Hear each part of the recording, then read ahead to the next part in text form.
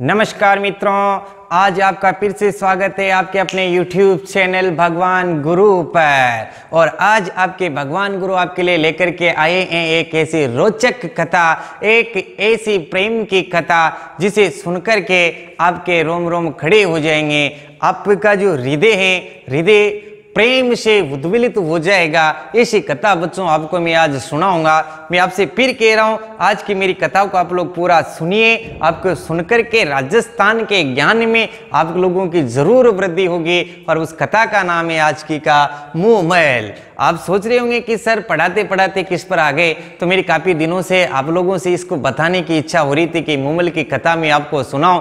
मुंहमैल की कथा राजस्थान के अंदर, राजस्थान के रेगिस्तान क्षेत्र में, मारवाड़ क्षेत्र में आज भी इनका प्रेम अमर है बच्चों, ऐसा आप लोग ध्यान रखेंगे। लेकिन इससे पहले हम इसको हमारे राजस्थान के प्रतियोगी परीक्षाओं में किस प्रकार इसके प्रश्न पूछे जा सकते हैं, सबसे पहले मैं प्रश्न बताऊंगा, उसके बाद मैं इसकी कहानी सुनाऊंगा। तो सबसे पहले बच्चों ध्यान रखेंगे कि मुंहमैल है क्या। तो मुंहमैल प्रेमाख्यान, ध्यान रखेंगे आप, प्रेमाख्यान आधारित लोक काव्य है, लोक गीत है, ऐसा आप लोग ध्यान रखेंगे। मुंहमैल जैसलमेर के लोद्रवा क्षेत्र का प्रेमाख्यान आधारित लोक गीत है। मुंहमैल कहाँ की राजकुमारी थी। तो मुंहमैल बच्चों राजकुमारी थी लोद्रवा। ये लोद्रवा बच्चों पड़ता कहाँ पर है। लोद्रवा पड़ता है बच्चों जैसलमेर में। कहाँ पर पड़ता है, जैसलमेर में। और जैसलमेर की प्राचीन राजधानी रहा है लोद्रवा, ऐसा भी आप ध्यान रखेंगे। डॉक्टर मीनाक्षी स्वामी ने मुंहमैल की कहानी लिखी है। आप लोग मुझे फटाफट से मुंहमैल के प्रेमी का उत्तर कमेंट बॉक्स में बता दीजिए कि मुंहमैल का प्रेमी कौन है। जैसे मैंने डोला मारू के आप लोगों को सुनाया था, तो काफी सारे बच्चों ने बहुत बढ़िया रिस्पॉन्स दिया था कि सर बहुत अच्छी कहानी लगी। तो आप लोग मुझे फटाफट से बता देंगे कि मुंहमैल का जो प्रेमी था वह कौन था। और हम इसी की अब बातचीत करने वाले हैं। शायद आप लोगों ने कमेंट कर दिए होंगे, मैं जरूर कल आप लोगों को बताऊंगा। तो इसी मुंहमैल, और साथ में ध्यान रखेंगे मुंहमैल का जो प्रेमी है बच्चों, मुंहमैल के प्रेमी का नाम है महेंद्र। मुंहमैल के प्रेमी का नाम क्या है, महेंद्र। और हमारा प्रश्न हो सकता है कि मुंहमैल महेंद्र की प्रेम कहानी किसने लिखी है। तो डॉक्टर मीनाक्षी स्वामी, जो हिंदी की जानी मानी लेखिका है, हिंदी की जानी मानी लेखिका डॉक्टर मीनाक्षी स्वामी के द्वारा मुंहमैल महेंद्र की जो प्रेम कहानी लिखी गई है, हमारे राजस्थान के लोद्रवा क्षेत्र की जो अमर कहानी है, बेइंतहा प्यार की जो कहानी है, उसको मैं आप लोगों को सुना रहा हूं। डॉक्टर मीनाक्षी स्वामी के साथ साथ ऐतिहासिक बातें भी हम लोग इसमें किया करेंगे। तो बच्चों आप लोग ध्यान रखेंगे, ये महेंद्र था कहाँ का, ये आप लोग ध्यान रखेंगे। तो ये महेंद्र था बच्चों अमरकोट का। कहाँ का था ये, अमरकोट का। सबसे बढ़िया प्रश्न तो यही हो सकता है कि मुंहमैल के प्रेमी का नाम क्या था, महेंद्र। और महेंद्र था कहाँ का, अमरकोट। अमरकोट पड़ता कहाँ पर है, सिंध प्रांत में। पाकिस्तान के कौन से प्रांत में, सिंध प्रांत में। ये सा आप लोग ध्यान रखेंगे। अमरकोट पाकिस्तान के किस राजा का पुत्र था। तो ये राणा बिसल देव का पुत्र था। अमरकोट के जो राणा बिसल देव हैं, ये राणा बिसल देव का एक पुत्र था, जिसका नाम क्या है बच्चों, महेंद्र था। और आप लोग ध्यान रखेंगे, इस महेंद्र की बहन का जो विवाह हुआ था वह हुआ था गुजरात में। और गुजरात में किसके साथ हुआ था, हमीर जडेजा के साथ। ये भी बहुत बढ़िया प्रश्न हो सकता है। हमीर जडेजा का विवाह भी यहीं पर राणा बिसल देव की पुत्री के साथ हुआ था। तो महेंद्र जो इनके क्या लगे, महेंद्र के हमीर जडेजा क्या लगेगा बच्चों, बेनों ही लगेगा। इस कहानी को आप लोग, इस बात को आप लोग ध्यान रखेंगे। अब हम बातचीत करते हैं, आपको मैं कहानी सुनाता हूं बच्चों। क्या होता है एक बार कि ये जो महेंद्र था, ये महेंद्र अपने बहनों हमीर जडेजा के साथ अमरकोट से शिकार करने के लिए चलता है। और एक छोटे हिरण, एक चिंकारा का शिकार करने के लिए उनके पीछे लगते हैं। और चिंकारा छोटा हिरण इनके आगे आगे आगे भगता है, और ये दोनों पीछे आते हैं। भागते भागते ये कहां पर आ जाते हैं, लोद्रवा के समीप आ जाते हैं। और यहीं पर एक काक नदी थी, जो उस नदी को पार करके वो तो उधर चला जाता है, और ये वहीं रुक जाते हैं। ये थक गए थे। इन्होंने नदी में वहीं रुक करके अपने हाथ पैर धो करके थोड़ी थकान दूर की, तो नदी के समीप इनको क्या दिखता है बच्चों कि यहाँ पर एक बहुत ही सुंदर बगीचे, बहुत ही सुंदर गार्डन लगे हुए हैं। तो ये यहाँ पर जाते हैं और यहाँ पर जाकर के देखते हैं कि यहाँ एक मेड़ी भी बनी हुई है बच्चों, इसको हम कहते हैं मूमल की मेड़ी। आपसे प्रश्न पूछा जा सकता है कि मूमल की मेड़ी है कहाँ पर? मूमल की मेड़ी लोद्रवा में है। मूमल की मेड़ी कौन सी नदी के किनारे है? तो आप लोग ध्यान रखेंगे, काक नदी के किनारे है। आप लोगों से यह भी प्रश्न पूछा जा सकता है कि काक नदी कहां पर प्रभावित होती है? काक नदी लोद्रवा जैसलमेर क्षेत्र में प्रभावित होती है। तो इसी नदी के किनारे वो देखते हैं कि बहुत सुंदर उद्यान लगा हुआ है। तो ये दोनों ही वहां जाते हैं और उसमें वो देखते हैं कि वहां इनके एक से बातचीत होती है। और तो वो बताते हैं कि ये जो मेड़ी आप देख रहे हैं ये मूमल की मेड़ी है और यहाँ पर मूमल निवास करती है।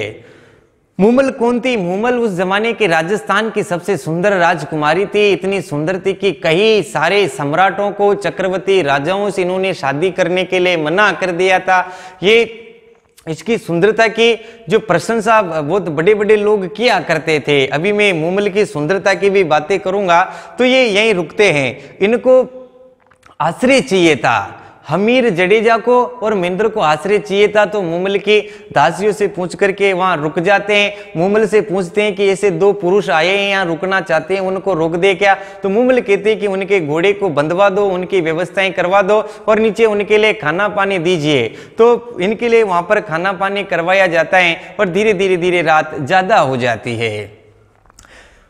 इधर ये पूछते हैं कि इसमें ये मूमल है कौन, यहाँ कैसे रहती हैं? तो मूमल की दासी महेंद्र को मूमल की सुंदरता के बारे में बता देती हैं और उसकी बातें सुनकर के महेंद्र के मन में एक प्रेम उत्पन्न हो जाता है कि ऐसी सुंदर को मैं देखना चाहता हूँ, लेकिन कैसे देखे? वहां पर पुरुष का प्रवेश ही वर्जित है। आज दिन तक मूमल को किसी पराये पुरुष ने नहीं देखा है, ऐसा उसकी दासी ने बताया। इसी बीच क्या होता है कि मूमल अपनी दासी को बुलाती है और बुला करके कहते हैं कि उन दोनों लड़कों में से, दोनों राजकुमारों में से किसी एक को मेरे पास भेजो। और दासी आकर के कहती है कि आप दोनों में से किसी एक को, जो राजकुमारी बुला रही है। तो हमीर जाने के लिए तैयार होता है, लेकिन हमीर जडेजा, महेंद्र जाने के लिए तैयार होता है, लेकिन हमीर जडेजा रोक लेता है कि आप रुकिए, क्योंकि इसके एक ही पत्नी थी हमीर जडेजा के, और महेंद्र के तो क्या थी बच्चों, इस जमाने में भी 7 पत्नियां थी। तो हमीर जडेजा के मेरे यार ये की है, मुझे करने दे, मैं जाता हूं और देखना देख मैं लेकर के आऊंगा। तो हमीर जडेजा क्या करता है कि मूमल के पास, उस दासी के साथ मूमल के पास ऊपर मेडी पर जाता है, लेकिन दासी उसे चौक में ले जा करके छोड़ देती है कि यहाँ से चले जाओ। जैसे ही हमीर जडेजा आगे जाता है, एक दरवाजा आता है जिस पर बहुत खतरनाक सिंह बैठा हुआ था और उसकी तरफ आंखें ऐसे ऐसे निकाल करके देख रहा था। तो हमीर जडेजा डर गया और वापस आके क्या बोलता है महेंद्र से कि यार मेरी तो इच्छा नहीं है, मेरी तो ये कि वही काफी है, ऐसा कर तुम जाओ और तुम्हें लेकर के आओ, तुम्हें बातचीत करके आओ।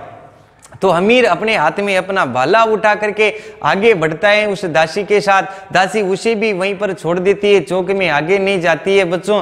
और होता क्या है कि जैसे ही महेंद्र आगे बढ़ता है तो वही दरवाजा आता है और वही दरवाजे पर ऐसे शेर बैठा हुआ था, लेकिन महेंद्र पराक्रमी वीर योद्धा पुरुष था, शेर से डरा नहीं और उसने अपने भाले को ऐसे पकड़ करके शेर की तरफ तेजी से जाकर के यूं लगाता है। तो दरअसल क्या होता है कि उस शेर में भरा हुआ भूसा निकल जाता है। मूमल ने परीक्षा लेने के लिए वहां पर दरवाजे पर एक भूसा भर करके, शेर की चमड़ी में भूसा भर करके नकली शेर रख रखा था और महेंद्र आगे बढ़ता है। दूसरे दरवाजे पर जाता है तो उसे अजगर नजर आता है जिसने मुंह को ऐसे फाड़ रखा था, पूरे को एक बार में खा जाए। महेंद्र ने सोचा कि वो नकली था, हो सकता है ये असली हो। तो महेंद्र फिर से पूर्णतया तैयार होकर के उस पर वार करता है, लेकिन वो भी नकली निकलता है। जैसे ही मूमल की मेड़ी में प्रवेश करता है तो वो पर्स को ऐसा, नीचे के चौक को ऐसा समझता है कि पानी है। तो वो पहले उसे ऐसे लगा करके देख लेता है, तो वो समझ गया कि इस पर कांच का पर्स है और इसी तमाम परीक्षाओं को पास करके वह मूमल के पास गया। आज मूमल ने पहली बार इस राजकुमार को देखा और इधर से महेंद्र ने मूमल को देखा तो उसकी सुंदरता पर इतना आकर्षित हुआ, दोनों बहुत देर तक बोल ही नहीं सके, एक दूसरे की आंखों में आंखें मिला करके देखने लगे। लेकिन मूमल हमारे राजस्थानी लड़की थी और लड़कियों का परम जो धन होता है, लड़कियों का परम जो आभूषण होता है, लड़कियों का परम जो भूषण होता है, उनकी शर्म होती है। हमारी राजकुमारी मूमल ने अपनी नजरें झुका करके महेंद्र का स्वागत किया। महेंद्र के ने जैसे ही मूमल के दर्शन किए अचंभित रह गया और अनायास ही उसके मुंह से निकल गया कि मैंने आज दिन तक किसी भी मंदिर में ऐसी मूर्ति नहीं देखी, किसी के भी राजा के दरबार में मैंने ऐसी सुंदरता नहीं देखी। उसकी सुंदरता का जितना बखान करे उतना कम है। मूमल के बाल पीछे एड़ियों तक अड़ते थे। मूमल का जो शरीर था वो एक पीपल के पत्ते के समान बहुत कोमल था। ऐसी कोमलांगिनी मूमल से महेंद्र पूरी रात ऐसे बतियाता रहा और सुबह उठ करके इधर हमीर जडेजा को नींद ही नहीं आती है कि कहीं उसे मार तो नहीं दिया गया। सुबह जैसे ही वापस जाने लगता है, जाने का समय आता है तो रात ही रात में दोनों में प्रेम हो जाता है और महेंद्र उससे वादा करके जाता है कि मैं तेरे से कल और मिलने आऊंगा। वापस महेंद्र चला गया, लेकिन अब महेंद्र का दिमाग और दिल दोनों ही हमेशा ही किसके पास लगा रहता है? मूमल के पास। उसे मिलने के लिए एक रायका से संपर्क करता है कि यार मुझे है ना लोद्रवा जाना है, तो आप लोग मेरा ऐसा जुगाड़ कीजिए, मुझे साधन दिलाइए। उस जमाने में ऊंट ही साधन हुआ करते थे और वह जाति पहले एक ऊंट को देख लेता है। एक ऊंट, वह राय का एक ऊंट देखे जाता है। उस ऊंट का नाम था चीतल ऊंट। ध्यान रखेंगे आप, महेंद्र के ऊंट का नाम क्या था बच्चों? चीतल। इस चीतल ऊंट पर अब महेंद्र डेली क्या करता है कि इस चीतल ऊंट पर बैठ करके और रात में वहां से निकलता। कितने किलोमीटर का सफर तय करता? 100 किलोमीटर का सफर तय करता हुआ कहां पर? काक नदी के किनारे मूमल की मेडी पर आता और वापस सुबह सवेरे जल्दी चला जाता। ये सिलसिला बच्चों कितने माह तक चला? 8 माह तक। मूमल और महेंद्र की प्रेम कहानी मात्र कितने दिनों की है? 8 महीनों की है। इधर 8 महीने से क्या होता है कि महेंद्र के 7 पत्नियां थी और किसी पत्नी के पास नहीं गया। तो ये सोचता है, छोटी पत्नी सोचती है कि उसके पास रहता होगा, वो सोचती है कि उसके पास रहता होगा, वो सोचती है कि उसके पास रहता होगा। एक दिन सारी पत्नियां इकट्ठी हुई तो कि यार आजकल तो तुम्हारे पास रहते हैं, आजकल तो तुम्हारे पास रहते हैं। सभी ने मना कर दिया, हमने तो देखे हुए काफी टाइम हो गया, हमने भी देखे हुए काफी टाइम हो गया। तो संकट पैदा हो गया और सभी ने इस राणा विशल देव से शिकायत की कि हमारे जो स्वामी है हमें दर्शन ही नहीं देते, पता नहीं रात में कहाँ रहते हैं। छोटी रानी के पास से वो उठते थे। छोटी छोटी रानी थी तो छोटी रानी ने कहा कि है ना मेरे पास तो वो सुबह 5 साढ़े 5 बजे आते हैं और जब आते हैं तो पसीने में हुए रहते हैं और आकर के सो जाते हैं, इसके अलावा मुझे कुछ भी याद नहीं है। इसने कहा कि चलो ठीक है, उसके पसीनों को आप ऐसे करके मेरे पास लाना। तो किसी कपड़े में से ऐसे हम दूसरे दिन जैसे आता है तो किसी कपड़े में से है ना उसे लेकर के और उसके एक कटोरे में उसका पसीना भर देती है और राणा विशल देव को बताता है। राणा विशल देव जैसे ही उसे सूंघता है, उसके बालों के पानी को, जो गीला हुआ रहता है उसके बालों के पानी को सूंघता है तो बता देता है कि ये तो काक नदी का पानी है और ये जरूरी कहां पर लोद्रवा जाता होगा और ये मूमल से मिलकर के आता होगा। ऐसी 8 महीनों में काफी सारी बातें हो गई थी तो इन्हें थोड़ा बहुत भनक भी लग रही थी, लेकिन अब मामला फिक्स हो गया कि बंदा कहां पर जाता है? मूमल से मिलने जाता है, उससे मिलने जाता है। जैसे इसकी पत्नियों को इस बात का पता चला कि मेरी सौतन से हमारे उनसे मिलके आता है तो इन्होंने उस चीतल नामक ऊंट के क्या कर दिए बच्चों? पैर तुड़वा दिए। इस बात का पता किसको नहीं है? महेंद्र को नहीं है। महेंद्र को तो वही टाइम होते पहले जैसे थोड़ी थोड़ी रात होती है उस ऊंट को लेने जाता है, लेकिन आज वहां पर ऊंट के पैर हुए मिले। अब महेंद्र पागल होने लगा, मैं कैसे जाऊं, मेरी मूमल से मिलने में कैसे जाऊं? तो महेंद्र क्या करता है कि एक ऊंट के बच्चे को ले लेता है। ध्यान रखेंगे, ऊंट के बच्चे को टोरडी कहा जाता है।